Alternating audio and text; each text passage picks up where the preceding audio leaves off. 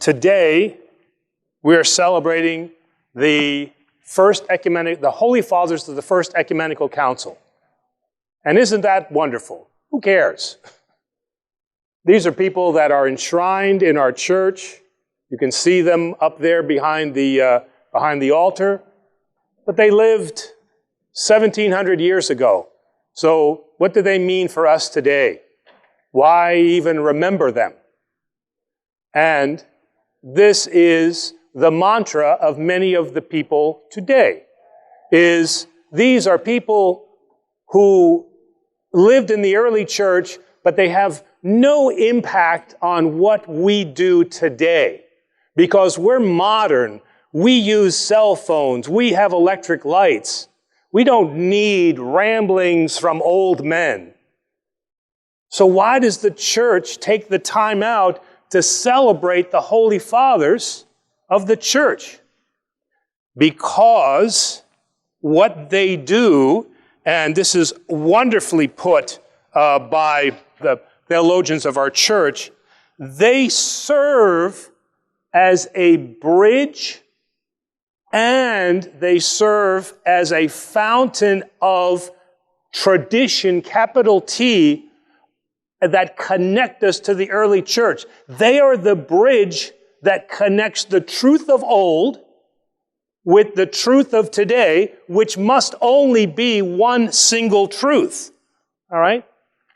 So, why is that important? Because we fall into the same heresies today that they all combated, that they all fought against in their time. And let's take a couple of examples. Well, Jesus, he's a great man and he's important, but to say that he's God, I don't know, that's a stretch. Why don't we just call him a great man? Arianism.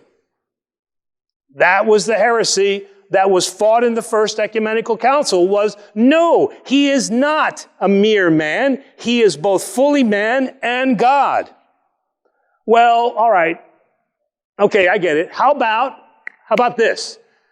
Okay, so Jesus is a man, but God grants him divinity. That's it. So he's like Buddha. So, you lead a good life and he becomes illumined like Buddha. And then God says, that's why God says, and this is my son who I am well pleased. And he descends divinity upon him. Well, that's Apollinarianism. And that was fought by the fathers of the First Ecumenical Council. All right? Well, okay. Well, then how about this? Okay, so I get it. Jesus is God, but the whole thing about him coming to earth and becoming man, it's a bunch of malarkey. So what really happened was that Jesus was kind of like a ghost, and he kind of appeared, and people thought they saw a real person, but he wasn't really, because, come on, God can't die on the cross. He can't be humiliated. I mean, that's definitely not a death that we would want Zeus to have, or Iris to have, or Buddha, or any of those, right? We can't have our God now die on a cross. So, he's just spiritual, right? He's just a ghost. Well, that's Docetism. And that, again, was fought by the fathers. Here's the other popular one. I'm a good person. I don't really go to church. I don't really, it's not my thing, but I'm spiritual. So, I do good things. And when I don't kill or murder or do any of those things. So I think that's good enough for me. Well, that's Pelagianism. Again, fought by the fathers.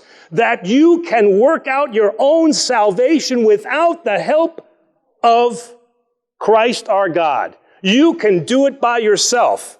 Now, Judaism tried that for several thousand years. It didn't work. All right? So God says, here is the answer to your question. And then lastly, In every movie that you watch, you see what? You see Platonic ideas carried over from Hellenism. Good versus evil. The battle of good versus evil, right?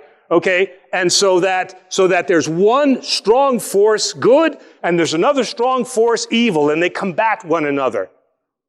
This is ludicrousy. This is stupid. No, there is no battle. The battle is won. There is only good. There is evil, but it's already been defeated.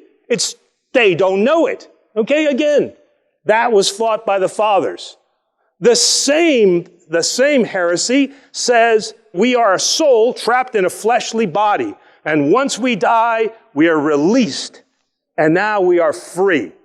And you see that in a lot of Christian theology, this idea that the body is bad and we need to be released from that body. So we have that. And then we have this idea that what is good is secret knowledge. Ooh, if we get secret knowledge, we get to be illuminated. All three of those things are Gnosticism. Again, they were fought by the fathers.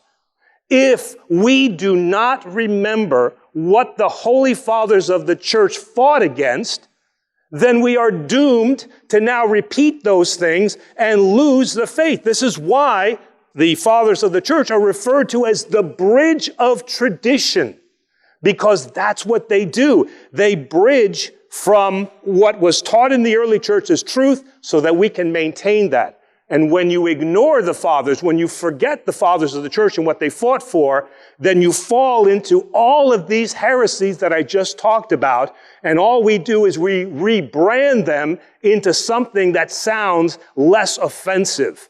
And we kid ourselves that we are actually Christians, when in reality we have lost the wonderful and beautiful tradition that is here. This is why it's so important that we celebrate and we remember this day as the day that the church gives us to remember those people who are that bridge and that fountain of truth and knowledge.